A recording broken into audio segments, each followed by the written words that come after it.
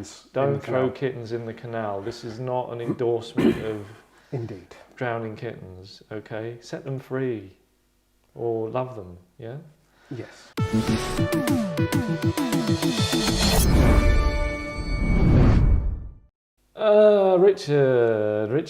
Richard's back for My Financial Advisor. Back to talk to me about finances. Indeed. You were going to tell me about a pitch, I believe. Right. So I went off a few weeks ago now. Had a very disappointing time. Disappointing? Yeah. Oh. Disappointing time with a disappointing man called Peter Amstel, who is the head. You've mentioned him before. Yeah, Peter used to produce my feature films back in the 07-12 era. Those feature films that made a lot of money. Yeah. The reason I'm here, he's the other person involved. Let's not big him up too much. Yes, he produced them. He was in the room. He helped a little bit with the financing. Okay. But again, it was my ideas that made him as wealthy as they made me. This is a man who I expected to remember that. And just maybe be, even if he's earning quite well right now, at the top of streaming in this country, who might remember, oh yeah, that guy who was really cool to me and started me on a path to great wealth. Okay, now he's trodden that path and he's continued to tread it. I'm sure he's doing really well. Well, if he's head of a streaming service, then probably. All right, yeah. So even if he's being reckless, he should still be making money, right? Okay. But unfortunately, with that success has been a blackening of his heart. Is that not a bit of a strong way of looking at it? I mean, yeah, I don't know the guy. Don't know him. Don't know him. Okay. If you can avoid knowing him, make sure that you do avoid knowing him. Okay. So if anybody says, "Oh, do you want to meet Peter Amstel?" No, I do not. But the meeting didn't go well? The meeting did not go well because of Peter's bad attitude. Right. And his lack of understanding of the quality of my ideas. 13 of them, okay? You pitched 13 of the scripts? I said that I had 13. Right. I pitched about 5 in the allotted time that I was given. I mean, could you imagine that? And how much time was that? It's about 20 minutes. Okay. 20 minutes for me. It's just. Should I ask which 5 you kind of went for? The most developed ones, or with some of the who's your favourite child? They're all. It's like 13 wonderful ideas. It was the first 5 I could bring to mind, and he was like, "No, we can't do that. Can't do that. Why? Oh, they need to have a fan base. They need to have like a new idea. It needs to have a fan base, like 1 million people. But then it's not a new idea because surely you understand there is no logic here. There is no logic. You have to, apparently, for them to do anything, you need to have written a book series, and then that's wildly successful. I don't know what the book publishers do. No. What do? Do they just go, well, isn't this a film first? Somebody somewhere needs to take a risk on a new thing. Okay. I would say that the thing that I was giving them wasn't even a risk. It was like, here's 13 sure things, Peter. 13 sure things. Okay. Would you like to make even more money than the amount of money that you've made from my wonderful ideas already? He didn't want to go for any of these? Maybe he's anti-money now. I don't know. He's risk averse. Everybody there is like, no, we need to have a fan base. And besides, the stuff you made in the past kind of makes you sort of damaged goods and damaged. Wow. Right. So I'm damaged goods? I'm telling you, he's a bad guy, right? And so I said, Peter, I believe you produced them all. Yeah. What? You're here. Yes. Can't be that damaging. He's like, oh well, yeah. Well, forget about that. Just trying to sort of push you away from, It's like some kind of crime has been committed. It's nothing to do with me, and he was the one who held the axe. Well, yes. Did he offer any suggestions, feedback? Well, ways to kind of maybe win a pitch with them? Oh, well, the damaged goods thing was kind of pointing in the direction of you could never pitch anything that will be good enough. Right. But I'm aside sorry from to hear that, he was sort of like, well, what do you do? Because I filmed it, Okay. and he reluctantly agreed to that. But I will point out, amazing access. When do you get pitches to major streaming companies, film that you can see on YouTube? Well, you know, like it doesn't. Indeed. So he went along with that, and then he said, well, what's this? What are you doing? And you go, well, I'm doing this YouTube thing, but only to get my pilots made. Yes. He said, oh, do more YouTube. Just do that, and you know, maybe you can build a fan base from that. So I'm like, I'll admit, you know, I went through a couple of weeks where I was a bit unhappy with how it went. Okay. Wasn't. So does that mean that these 13 projects are now shelved? Are we kind of abandoning them?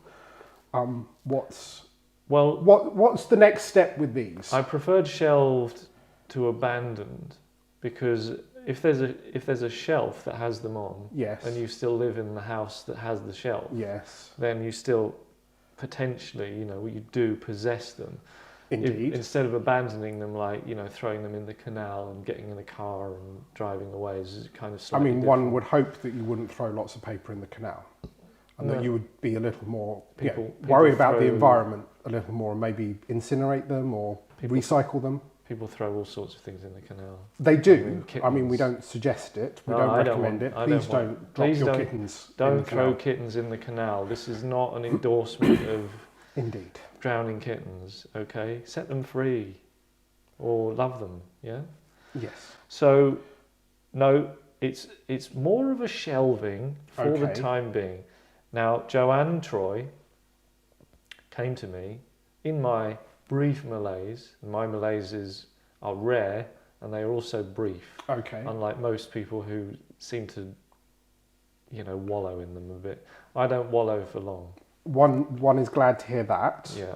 Okay. And what are the conversations with Joanne and Troy around these particular projects?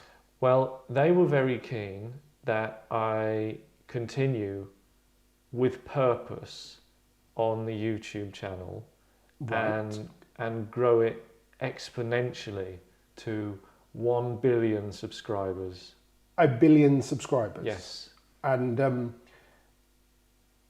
how many other YouTube channels have 1 billion subscribers? None. Okay. Zero. So you'd be the first. Okay. And yet, correct me if I'm wrong, there are some very successful YouTube channels, Yeah. but not a single one has ever hit 1 billion subscribers. None of them are that good. Right. Do you not think, therefore, you're being overly ambitious about this? Well, there would be like almost, if Einstein was still alive, he could come up with an equation that was sort of where talent, the square root of talent times opportunity equals 1 billion subscribers on YouTube. He would give each of those like the square root of t over O equals S Right. to the power of 1 billion, yeah? Okay. So if Einstein was living in a day where, you know, the internet and YouTube were part of his world. Imagine that. I know, Imagine that. If you indeed. got, you know, he'd probably get some subscribers too, but he can't. No. I can't Okay. help that. But So are they suggesting 1 billion subscribers, or is this something Well- you are aiming for?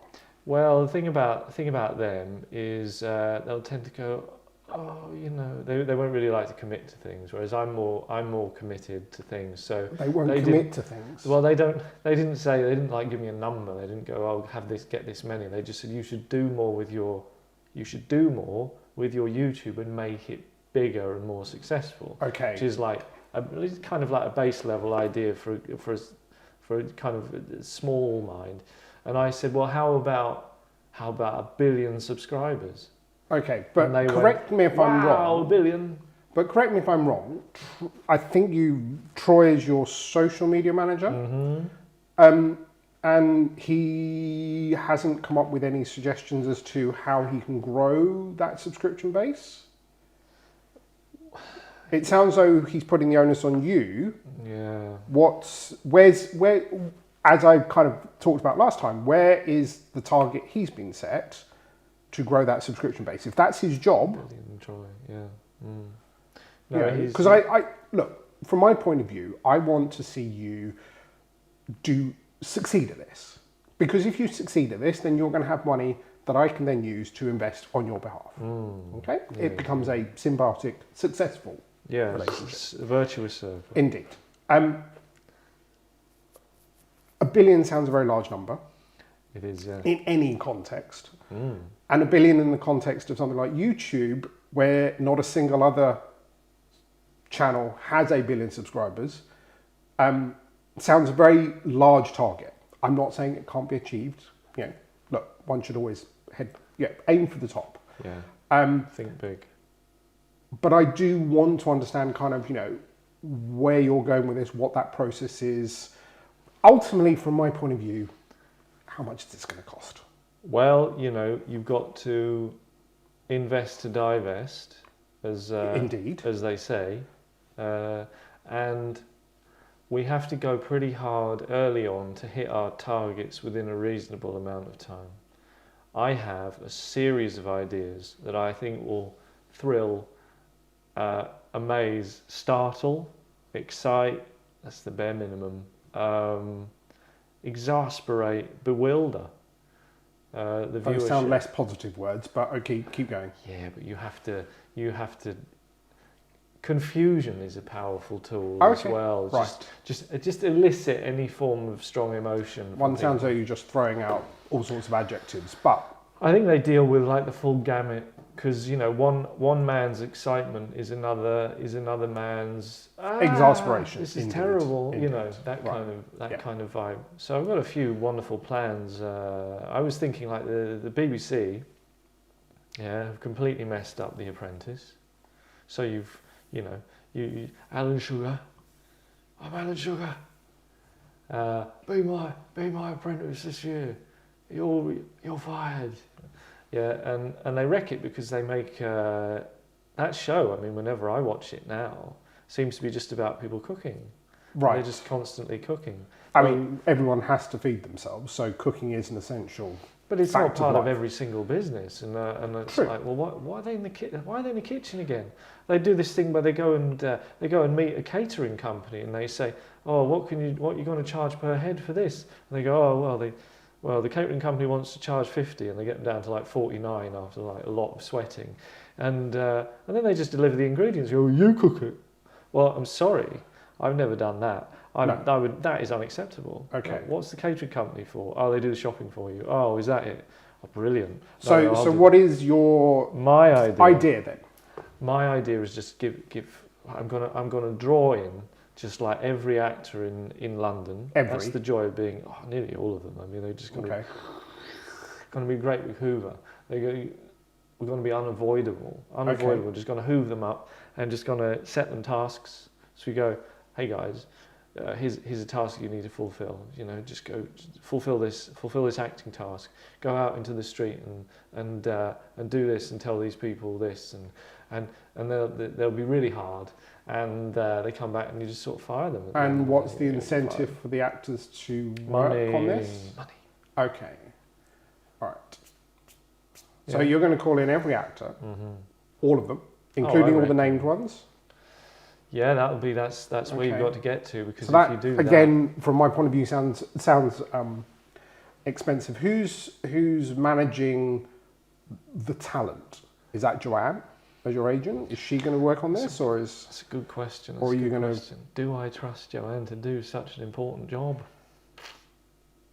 Not sure. Okay. Not All sure. I might have to do that too. Okay.